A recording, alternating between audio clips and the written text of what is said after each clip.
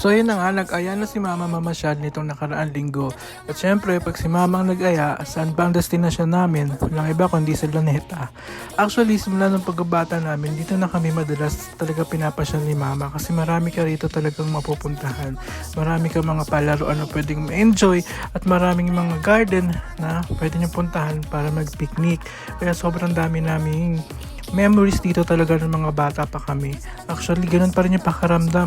Ngayon matatanda na kami at pumasyal ulit kami dito. Parang bumabalik pa rin kami sa dati kahit na medyo nag-iba na yung itsura, may mga improvements, meron din namang mga parang nakakamiss yung dati. Kaya tulad niya may mga tiyangga. At ito yung open auditorium, isa yan sa mga special lugar para talaga sa akin. Yan, syempre hindi natin kakalimutan na dalawin si Rizal. Isa yan sa mga talagang trademark dito sa Luneta Park eh. Siya yung dahilan kung bakit mayroong Luneta Park. Base yan sa pagkakaalam ko lang ha.